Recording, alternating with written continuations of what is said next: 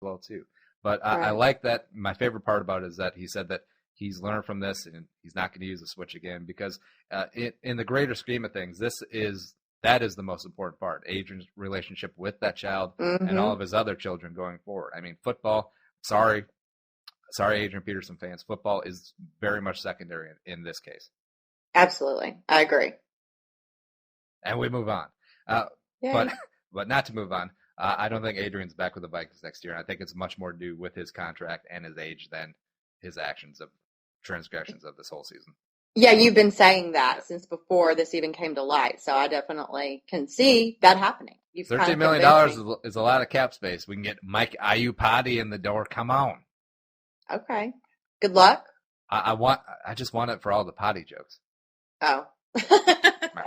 That doesn't surprise me in the least. Another running back who is in the headlines and is probably not going to be on his team next year, to be honest. Marshawn Lynch fined 100 dimes for not talking to the media. He even stayed on the field during the halftime of the Seattle Seahawks loss in Kansas City. Sorry, Dana.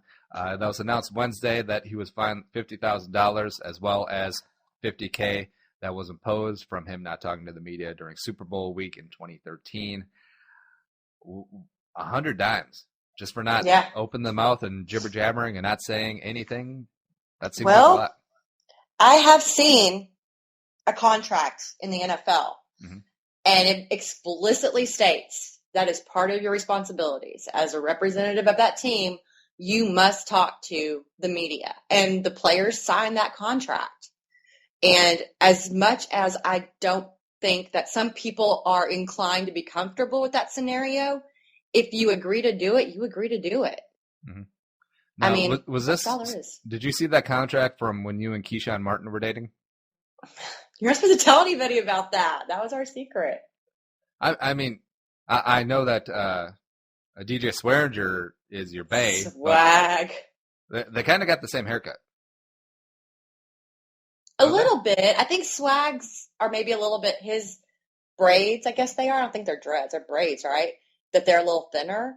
But yeah, Swag is something. Right, if he could play, that would be great. But diverting back to Marshawn Lynch, you see this a lot with just athletes out there who, a lot of them, I'm sure, deep down, would rather not do media. They just want to play and be about that action boss. But just have a script. Just be bland. You can just say nothing. I mean, Tom Brady is fantastic at this.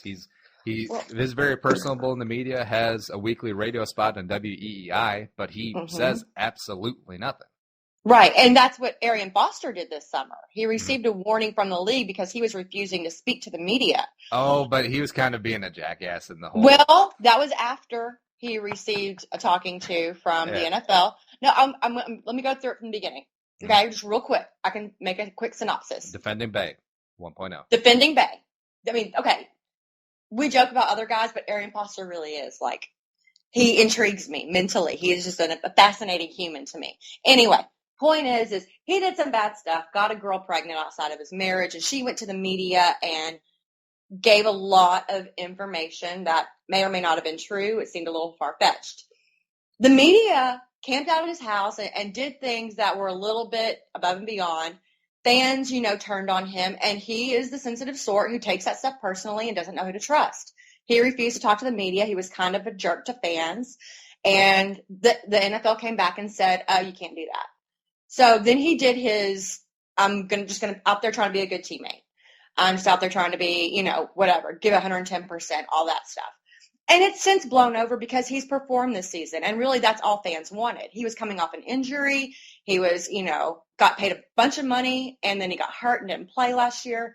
So now that he's performing again, it's pretty much water under the bridge. But yeah, that same thing happened to Arian Foster, and it just depends on how you want to deal with the outcome. And Marshawn Lynch, hopefully he'll get over his shyness and not be a Ricky Williams and let it affect his entire being. Well, maybe he'll wear his helmet and his visor like Ricky Williams used to do. That was kind of weird. Why do you think he did? Did the sun bother him that much? Oh, no. I remember from the 30 for 30 on him, he's got like social anxiety or something along those lines, which explains a lot of it. I mean, maybe Lynch, he has some of these symptoms as well. Well, you can't expect everybody in the league to be completely outgoing, comfortable being in the spotlight. You can't expect that of every single player. There are going to be people who are shy, they're introverted or whatever, and they just want to do their job. At the same time, they sign the contract. It's your responsibility. I'm sorry you're in the spotlight, but it is what it is. So you're saying that Marshawn Lynch isn't going to be doing nationwide commercials where it's like, I'm just about that action, boss? That would actually be fantastic. I would watch that. I would too. I would switch over insurance. Are you listening nationwide? To nationwide if Marshawn Lynch, you got him to do a commercial. And now it's up to Nationwide to either hire us as spokespeople for their company or to sue us. So add them to the list. No, that is a tagline. All of our promos.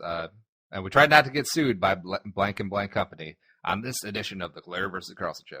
That's right. So. Oh, wait. I got one for you, by the way. Yeah. For your Adrian Foster tangent. Oh, good for you. There we go. Moving on to another malcontent. Yeah, that's right. You can hear the sound drops. Booyah. I hate that. RG3 calling out teammates, Jay Gruden calling out RG3, and then they all kiss up and make nice afterwards. But after a 27-7 home loss to the worst team in the NFL, the Tampa Bay Buccaneers. Yes, you heard me, Raider fans. RG3 post-game press conference, kind of threw some shade in his teammates' way, saying, quote, great quarterbacks, the Peytons, the Aaron Rodgers, those guys don't play well. If their guys don't play well, they don't. We need everybody.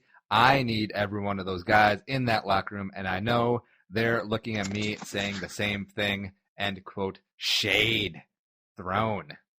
And Gruden fired back at the third-year bust in the making, saying RG3 should, quote, worry about himself, end quote. And then, the day after, I'm sure the Snyders and Allen got after both of them, and then they all kissed and made up nice in the media. But this is bad.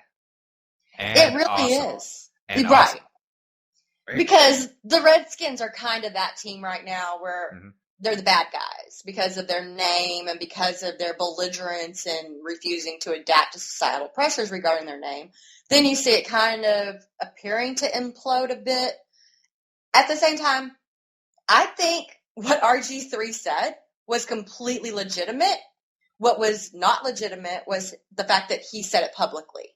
Mm-hmm. That's something you say in the locker room as a leader. Look, I'm not doing my best, but you guys aren't doing your best either. We all need to shape up and do a better job. Okay, that's one thing in a locker room. In front of media cameras, that is unacceptable to me. You don't call people out publicly like that. And then it doesn't motivate anybody. It just doesn't. And then Jay Gruden's response, RG3 may be 24 years old. Jay Gruden's a grown man, okay? There's no immaturity about him or whatever. That was just not cool. No. I loved Jay Gruden's response because I think it was honest. I think it was a season of frustration with who's supposed to be your leader, your quarterback, and RG3's piss poor attitude is something that's creeped his head around more than once. I mean, he got Mike Shanahan fired. He ran the Shanahans out of town. The Shanahans were using him. They were trying to change his entire game from what he did in college. Are you serious with this argument? Oh yeah. I called bullshit. He's a coach killer. I mean, Dwight Howard called and says, "Hey, RG3 is a coach killer."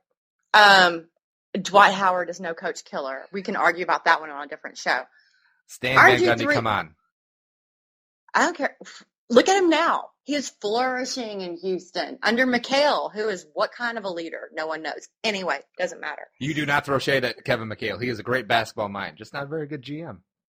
Well, he's just the coach, but Daryl Morey is the GM. Trust me. As a Timberwolves fan, I understand Kevin McHale as a GM. Oh. Well, as a coach, he makes questionable decisions too. But we digress. Like usual. Yeah, what are we talking about? We're talking about RG3. Oh, yeah, RG3. Bust in making. I think I don't know that he's a bust. I mean, you heard Shanahan specifically basically say that he put him out there injured to try and lead this team into the playoffs a couple of years ago. He was not treated well as a very young quarterback in this league by someone who expected more from him than he physically, not due to ability, but due to ability to stay healthy. He was not able to give what the Shanahans were demanding. And I think it kind of ruined him, because if you look at him now when he plays, he looks a little bit confused by defenses. He looks a little bit scared and tentative all the time. And I know that it was college and it was Baylor and it wasn't the same level, obviously, but he did not look like that in college. That's because he was facing Big 12 defenses and had Art Briles, baby. Right. Air raid everything. But point remains. I don't know, because Shanahan, yes, they didn't do him any favors rolling him out there in the 2012 playoff game where he ended up tearing the ACL. But, his whole attitude, his aloofness really bothers me. Like when it's small things, this calling out teammates, that's definitely a big thing. But small off the field things, like when he Instagrammed that picture or Facebook his picture of, when he got all those wedding gifts. That was embarrassing.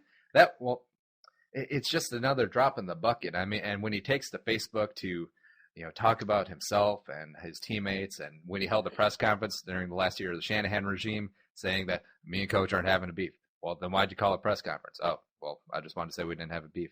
And then also, I don't think the Shanahans, you're working on his mechanics, had anything to do with them talking about quoting Winston Churchill in one of the earlier press conferences this season. I mean, who do you think you are? You stop comparing yourself to Churchill, man. Yeah.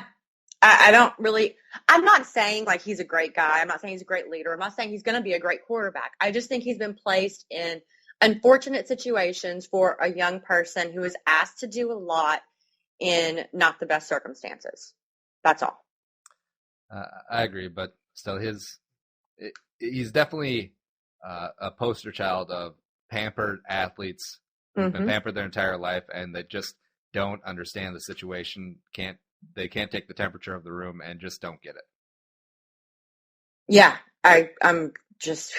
Plus, this could be a one and done for Gruden. There's been 3 one and done coaches in each of the past 3 years. I think Gruden might be it, because we've seen that Daniel Snyder doesn't mind paying coach to not coach the team, and RG3 is going to be on his 4th year of his rookie deal. His 5th year option is going to be up there, since it's the average of being a top 10 pick. It's the transition tag of the 2015 quarterbacks, and that's going to be pretty hefty too.